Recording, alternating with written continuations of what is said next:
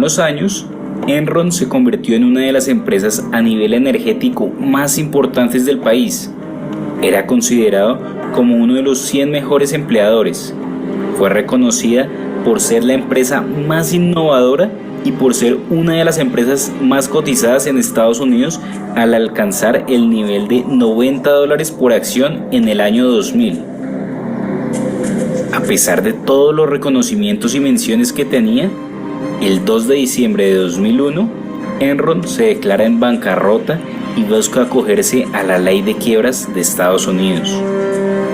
El desenlace de la compañía se daría en parte por el cuestionamiento del mercado, principalmente por un artículo publicado por la periodista Bethany McLean en la revista Fortune, ¿Is Enron Overpriced?, que en español significa si Enron está sobrevalorada, afirmando que no era posible que Enron hubiera llegado tan lejos en tan poco tiempo y que los datos numéricos no tenían sentido.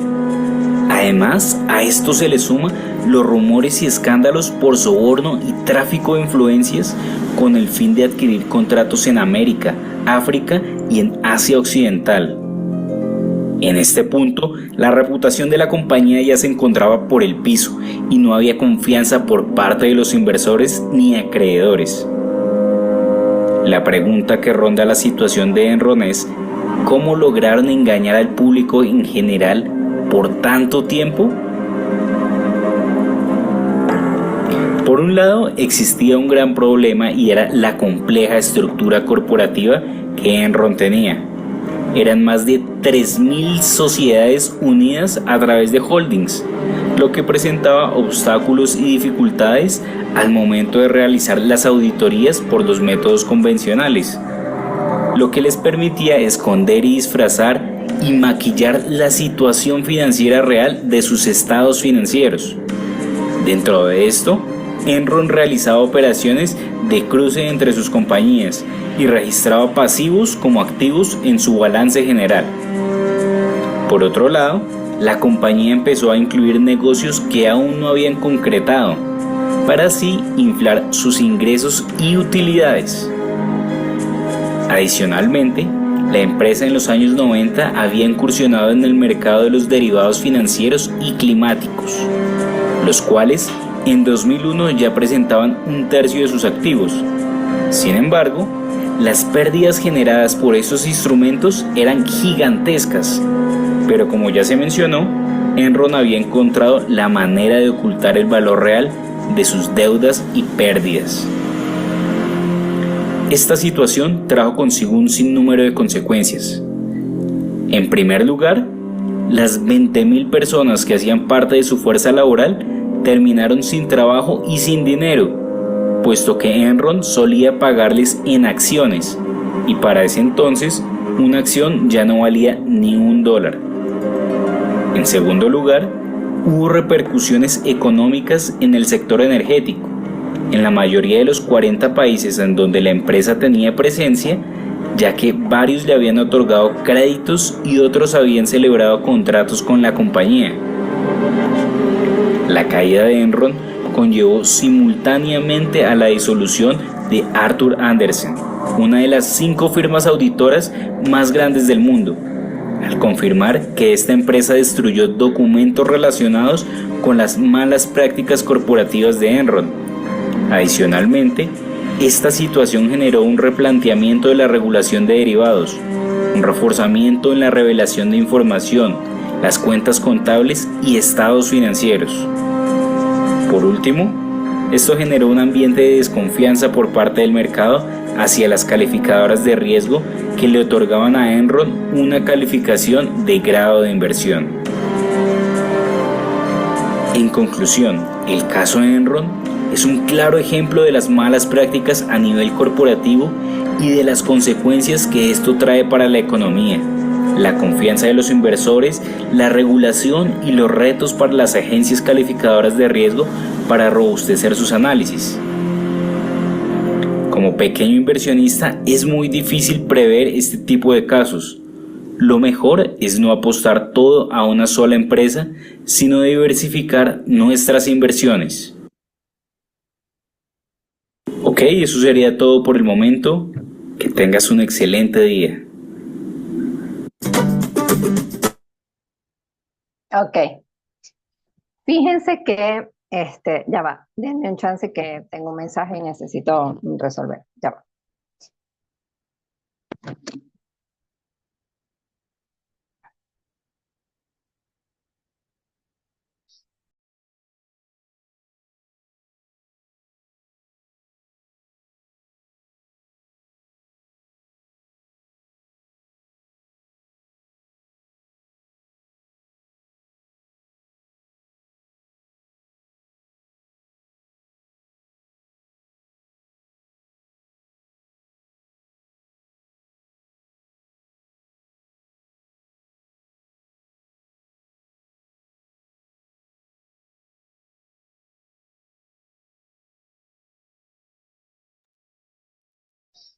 Ok, chicos. Les decía que este tema de Enron, ¿verdad? Nos muestra claramente la importancia que tiene el manejo de los principios de contabilidad. Fíjense que en todo este proceso que pudimos observar de la contabilidad de Enron y de toda la situación que se presentó, ¿verdad?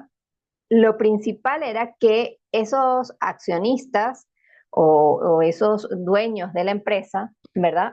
No tenían ningún tipo de escrúpulos y no utilizaban los principios de contabilidad, empezando porque pues no había equidad al momento de mostrar la información financiera de la empresa.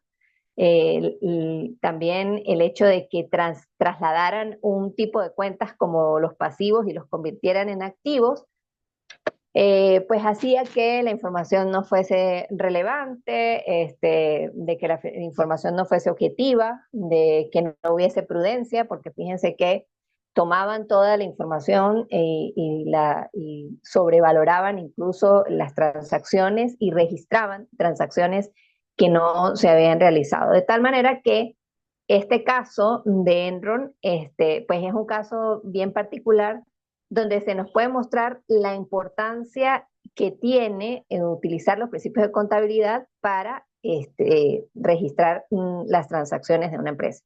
Y la responsabilidad que tiene el contador dentro de la organización a la hora de hacer el registro de transacciones. Porque si ustedes lo pueden ver, así o si quieren verlo a más detalle, lo mismo sucedió con la empresa Parmalat también. Fíjense que eran 3.000 empresas o 3.000, sí, 3.000 subsidiarias, ¿verdad? Que tenía Enron y en su conjunto tenían 20.000 empleados. Y a esos empleados les ofrecían paquetes para que compraran las acciones de la empresa o en oportunidades les pagaban utilidades y prestaciones utilizando acciones de la empresa y a la larga, pues todo lo que les vendieron fue falso y esa gente quedó totalmente en la ruina. Si alguno de ustedes se atreve o quiere seguir viendo el video de la historia de Enron, hay documentales bien interesantes. Al final, pues los contadores y los encargados de la empresa se suicidaron, ¿no? Entonces es una historia bien interesante que la traigo a colación para que ustedes vean el por qué la evolución de los principios de contabilidad ha sido un tema de estudio de la contabilidad como ciencia, ¿verdad? Y de cómo a lo largo de los años, pues las instituciones, la bolsa de valores, incluso las organizaciones empresariales y los gremios, pues se han unido para ir desarrollando más allá de esos principios de contabilidad que nosotros conocemos y que vimos en la clase pasada y que los desarrollamos a través de un ejemplo en la clase que les dejé allí grabada.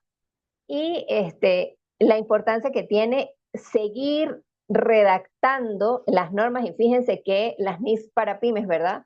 Y las NIF para grandes empresas, pues fueron desarrolladas hace años y sin embargo, a medida que el tiempo transcurre, ¿verdad? Estos institutos de contadores a nivel internacional pues se han dedicado a generar actualizaciones, ¿no? Y vemos que la actualización más reciente de la NIF para pymes es de este año 2025.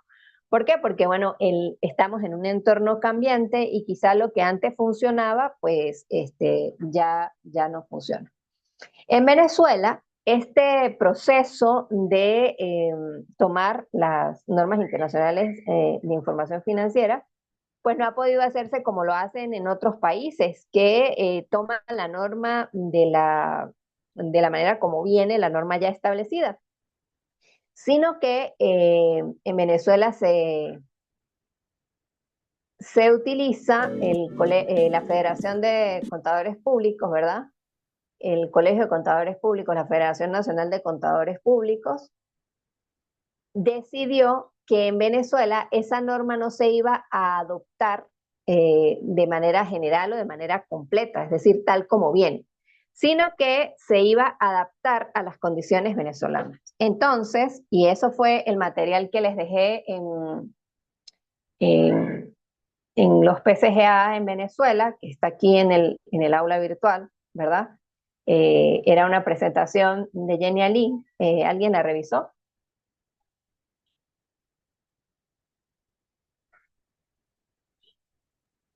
Sí, profe. A ver, Ramón, cuéntame, ¿qué había en esa presentación? ¿Qué viste? ¿Viste los boletines? Sí, realmente lo vi más que todo por encimita, pero vi que era Ajá. importante el boletín cero y el boletín 8, que dan diferentes aportaciones al principio de la contabilidad sobre Venezuela, ya que nosotros optamos por una hiperinflación muy grande. Entonces, como eso pasa aquí en Venezuela, esa aplicación pues se modificó. Ok. Pues bueno, son importantes todos los boletines, ¿sí? De hecho, bueno, si buscamos aquí con Google, ¿verdad? Son las regulaciones de las NIF en Venezuela y son herramientas para que las empresas venezolanas puedan aplicar las NIF de manera correcta y coherente con la legislación y regulaciones locales, ¿verdad? Clarifican, ¿sí? El propósito de los boletines es clarificar y adaptar los principios de las NIF a la realidad económica y contable de Venezuela, brindando orientación sobre cómo aplicar estas normas en situaciones específicas, ¿no? Entonces, fíjense que hay varios boletines, ¿no? Entonces, si buscamos en Google los boletines de aplicación, tenemos que son varios. El número 8 es cuáles son los principios de contabilidad generalmente aceptados en Venezuela, ¿no? Y vean que pues es un libro, es un libro pequeño en el cual el Directorio Nacional Ampliado, hace 2 o 3 años hubo aquí en Mérida un Directorio Nacional Ampliado, que no es otra cosa que una reunión de contadores a nivel nacional, ¿verdad? Vienen delegaciones de todos los colegios de contadores públicos de todo el país, ¿verdad? Y ese Directorio Nacional Ampliado, pues ya trae algunas propuestas, ay Dios, ya trae algunas propuestas para mejorar o algunos acuerdos, ¿no? Entonces, fíjense que en este boletín número 8, ¿verdad? Los acuerdos son que los principios de contabilidad se clasifican en dos grandes grupos, ¿ok? Esto es pregunta de examen. El primer grupo es la BENIF para grandes empresas que corresponden a los principios de contabilidad que van a adoptar las grandes entidades y están conformados por los boletines de aplicación BENIF que deben ser aplicados conjuntamente con las normas internacionales de información financiera completas. ¿Me siguen hasta aquí? Sí, profe. Ok. Y el segundo grupo son las BENIF para pymes. Entonces, ¿cómo se clasifican los principios de contabilidad generalmente aceptados en Venezuela? Se clasifican en dos grandes grupos, los BENIF de grandes empresas y los BENIF pymes, ¿ok? Los BENIF grandes empresas están conformados por los boletines de aplicación, todos, más las NIF grandes empresas. Y los BENIF para pymes son los mismos boletines de aplicación más las NIF para pymes, ¿ok? Dice que la clasificación en gran entidad o pequeño, mediana, será decidida por cada entidad. En Venezuela incluso hay mm, lo que distingue las grandes empresas de las pymes en la norma es que las grandes empresas cotizan en la bolsa de valores y las pymes no. Eso es lo que distingue en la norma a las grandes de las pequeñas empresas. Sin embargo, en Venezuela, fíjense que dice, la clasificación en gran entidad o pequeño o mediana será decidida por la entidad, tomando como base los criterios que sean aprobados por el gremio de contadores públicos diseñados para la aplicación de uno de los grupos que conforman los BENIF. En Venezuela, el gobierno, dado que nuestra economía es una economía muy pequeña, ¿verdad? Y que el sistema financiero de nosotros es un sistema financiero que no es robusto, tenemos una banca con un sistema de crédito de una moneda sumamente devaluada, que tiene muchísimo riesgo para soltar recursos y bueno, la bolsa de valores que ofrece, que es la bolsa de valores de Caracas, que ofrece la oportunidad de que las empresas se financien a través de la emisión de títulos valores, ¿verdad? Pues recibe a muchas empresas que no son consideradas grandes empresas, ¿no? Entonces hicieron como una gaceta oficial y permiten a las pymes financiarse a través de la Bolsa de Valores de Caracas, ¿ok? Entonces fíjense que cuando hablamos de que los principios de contabilidad generalmente aceptados en Venezuela son los boletines de aplicación junto con la NIF para grandes empresas o la NIF para pymes, tenemos que hay exactamente 1, 2, 3, 4, 5, 6, 7, 8, 9 y 10. Hay 10 boletines, ¿ok?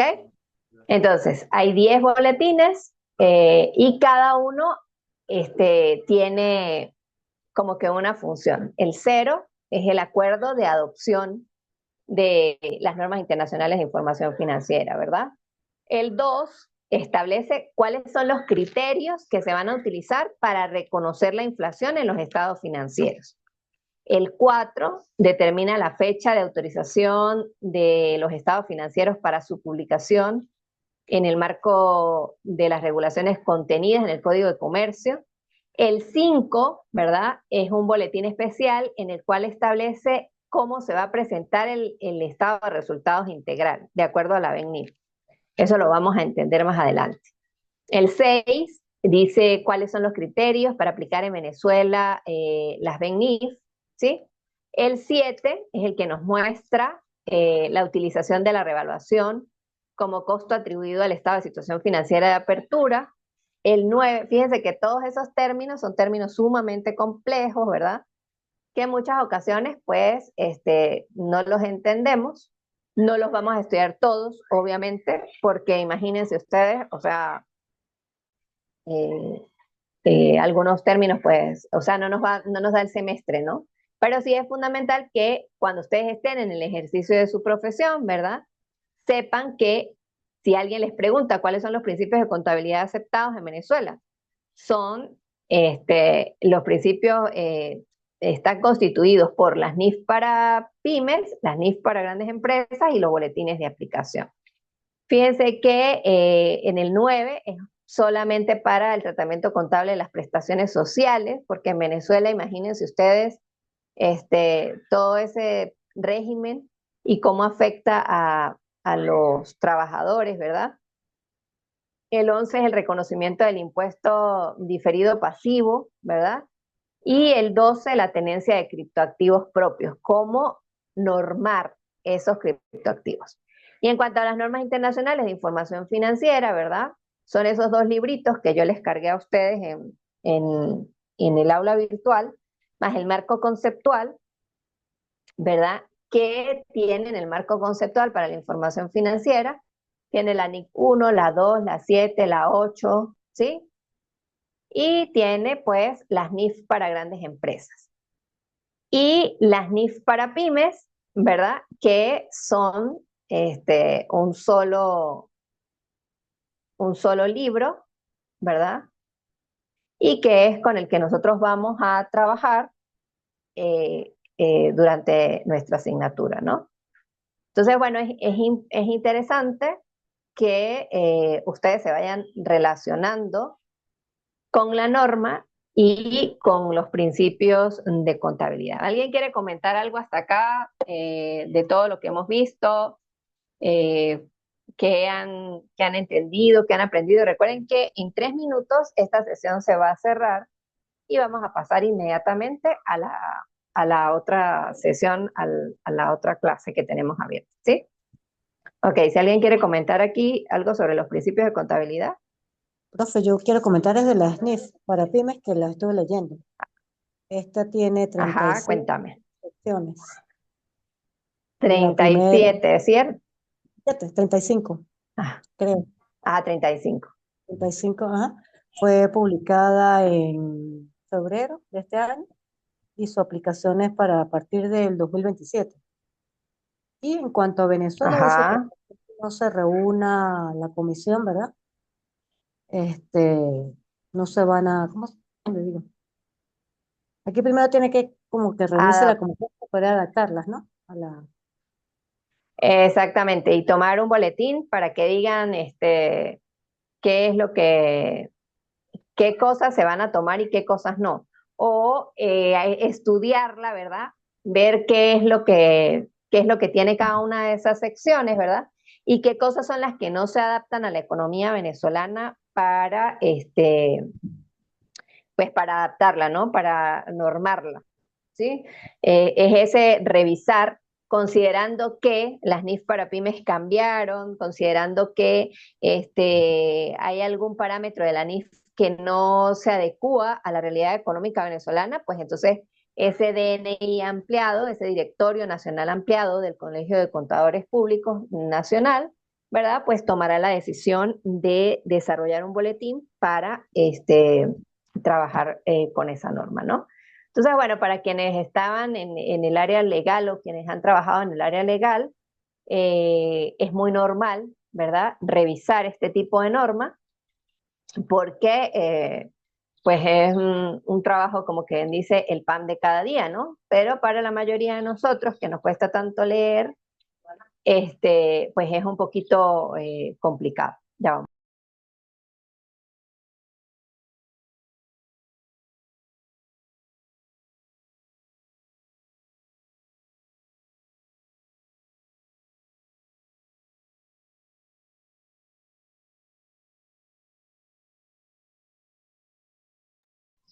Ok. Bueno, entonces nos queda un minuto. Vamos a pasarnos para la otra sección para no perder la idea de lo que quiero transmitirles, ¿sí? Vamos a pasar a la próxima reunión. Salimos, abandonamos de esta y nos vamos a la otra reunión, ¿ok? Ok, profe.